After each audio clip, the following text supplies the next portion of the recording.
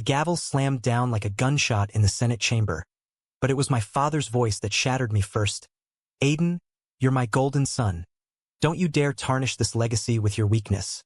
I stood frozen in the wings, heart pounding against my ribs, as the words hung in the humid DC air, thicker than the cigar smoke from the lobbyists outside. In that instant, I knew. Loving Maximus wasn't just a secret anymore. It was the bullet I'd have to fire myself.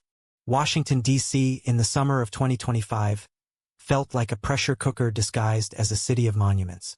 I'd grown up in the shadow of the Capitol. My father, Senator Harlan Whitaker, climbing the ranks from Ohio farm boy to power broker. His name etched on bills that shaped lives from coast to coast.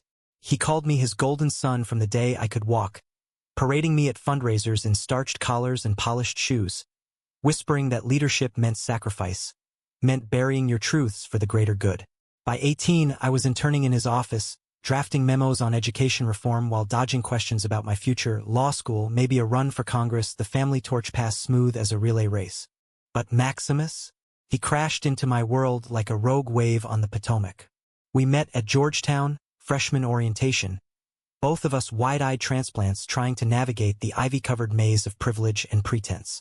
He was from Chicago's South Side, a scholarship kid with skin like polished mahogany and eyes that held the fire of 1,000 unread stories. I remember the first time he laughed at my lame joke about Beltway traffic. Deep, unfiltered, like he didn't care who heard. Aiden Whitaker? The senator's kid? Man, you don't look like you belong in a suit, he'd said, clapping my shoulder with a grip that lingered just a second too long. That touch ignited something. Late nights in the library turned into stolen walks along the C&O Canal, where the water whispered secrets safer than any marble hall. Maximus dreamed big, community organizing, maybe a nonprofit to bridge the gaps his neighborhood knew too well. He'd talk about his mom, a nurse who'd worked double shifts to get him there, and I'd listen, envying the raw honesty in his voice. Me? I spun tales of Dad's campaigns, the roar of crowds at victory parties, but omitted the chill of his expectations, the way he'd eye my report cards like battle plans. Our first kiss happened under a cherry blossom storm in April, petals sticking to our jackets like confetti from a forbidden parade. It was tentative at first, his lips soft against mine, tasting of cheap coffee and possibility, then urgent as if we'd both been holding our breath for years. "This is us, Aiden," he murmured against my neck, his hands framing my face like I was something precious, not the polished heir apparent.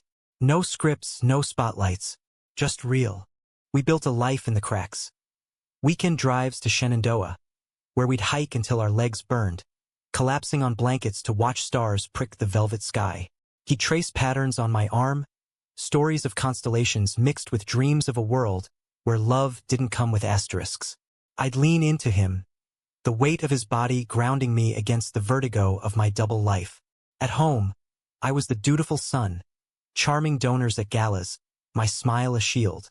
But with Maximus, I was Aiden, flawed, fierce, free. The cracks started showing that fall senior year. Dad's re-election loomed, a brutal slog of debates and door knocks. He pulled me deeper into the machine. Strategy sessions in his Georgetown brownstone, where cigar ash dusted briefing papers on tax cuts and border walls. "Leadership's about choices, son," he'd say, clapping my back hard enough to bruise. "You choose the team that wins."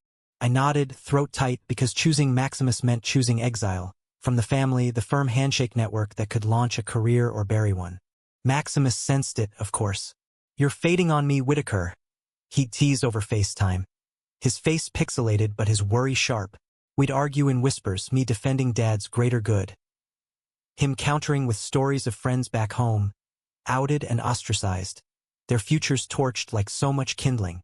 "Love's the ultimate leadership," he'd insist, voice cracking. "It builds bridges, not walls." I'd hang up aching, staring at the ceiling fan's lazy spin, wondering if I had the spine to cross that bridge myself. Betrayal slithered in unannounced, courtesy of my own blood. It was Thanksgiving. The Whitaker clan gathered in our Ohio farmhouse. Turkey roasting, laughter echoing off knotty pine walls. Cousin Ellie, tipsy on Merlot, cornered me in the pantry. "Saw you with that guy at the rally last month, Aiden." The tall one, all smiles. "What's his deal?" "Dad's donor list doesn't include." Extracurriculars. Her eyes gleamed with that family mix of curiosity and calculation. I brushed it off, heart hammering, but the seed was planted. "You're throwing it all away," he said, sinking into his chair. "For what? A fling that could end my career? Ours? Leadership means legacy, Aiden. Not this. Indulgence." The word landed like a slap, but worse was the plea in his eyes. The fear of a man who'd clawed his way up, only to see his empire crack. I stormed out, slamming the door on generations of Whitaker resolve, driving through snow-slick streets to Maximus's off-campus apartment. He held me that night, no questions, just the steady rhythm of his breath against my temple. "We'll fight this," he promised, fingers weaving through mine. "Together." A doubt gnawed. The next week, Dad's chief of staff called a discreet offer. A semester abroad. To clear your head. With whispers of disownment if I didn't play ball. Maximus urged me to come out, to claim my truth publicly. But fear chained me. What if it destroyed him too? His scholarship hinged on connections. One whiff of scandal and poof, dreams evaporated. The climax hit like a nor'easter, raw and unrelenting. Inauguration week, January 2026. Dad's big win.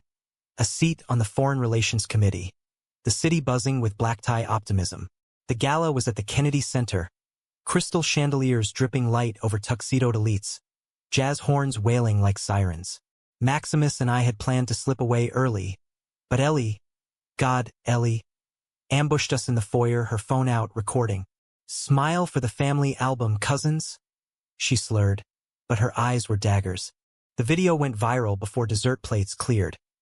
Me pulling Maximus close, our kiss framed against the grand staircase, oblivious to the flash. By morning, it was everywhere, CNN tickers, X threads exploding with Whitaker scandal. Dad's phone melted down. Aides scrambled like rats from a sinking ship. He summoned me to his hotel suite at the Willard, the air stale with scotch and regret. "You did this?" he roared, hurling the remote at the wall, screen shattering the image of our frozen embrace. My golden son reduced to tabloid fodder. How do I spin this? How do I lead when my own blood betrays me? Betrayal twisted in my gut. Not his words, but the truth beneath. He traded my heart for votes, my love for leverage. Maximus waited in the lobby, face ashen from his own calls. Professors questioning his distractions. Donors pulling strings. I could have folded, shipped off to some European exile, letting the machine grind us to dust. But Maximus's words echoed. Love builds bridges. So I straightened, voice steady for the first time. "You taught me leadership, Dad, sacrifice for the greater good. But your good's just power. Mine? It's authenticity. It's Maximus. And if that tarnishes your legacy, maybe it needed polishing." The room went still, his fury cracking into something human. Vulnerability, raw as an open wound. "I did this for you," he whispered, shoulders slumping. "To give you the world." Tears stung my eyes. "You gave me a cage, but I love you anyway, and I'm done hiding." I walked out, Maximus's hand in mine, into a blizzard of reporters. Flashes popped like gunfire. Questions pelted us. "Aiden, is this a political stunt?" "Senator Whitaker, comment on your son's orientation?" We pushed through, silent warriors, to a waiting cab. That night, holed up in a dingy motel off Wisconsin Avenue, we talked till dawn. Not of loss, but reclamation. Maximus quoted Baldwin. "Love takes off the masks that we fear we cannot live without." I laughed, bittersweet, and kissed him fierce, the world outside fading to white noise. The fallout was biblical. Dad's poll numbers tanked. Endorsements evaporated like morning fog. Ellie, exposed as the leaker in a fit of sibling rivalry, slunk back to Ohio in disgrace. Protests erupted. LGBTQ+ groups chanting outside the Capitol. Allies flooding my inbox with stories of their own closets. Maximus and I became unlikely icons. The queer couple who cracked the veneer of American exceptionalism. But leadership, that's where the humanism bloomed. Dad didn't disown me, not fully. A month later, he called, voice gravelly over the line. "Saw your op-ed in the Post. Coming out as the ultimate act of service. Bold. Pause. Proud of you, son. Even if it kills me." We met for coffee at Eastern Market, awkward as fresh wounds, but real. He admitted his fears. Raised in a Bible Belt where difference meant damnation, and for the first time I saw the boy who dreamed of change, not control. Maximus and I graduated that spring, him launching a youth advocacy group in D.C., me turning down law firms for a role at a nonprofit bridging political divides. We bought a row house in Capitol Hill, creaky floors and all, painting walls cobalt blue to match his eyes. Dad showed up unannounced one Sunday, bearing pie from Mom's recipe, fumbling apologies over coffee. "You taught me something, Aiden," he said, eyes misty. "True leaders don't dictate, they listen. And love? That's the vote that counts most." It's been a year now, and the scars linger. Nights I wake sweating from dreams of gavels and glares. But in Maximus's arms, under the same stars that watched our first kiss, I find grace.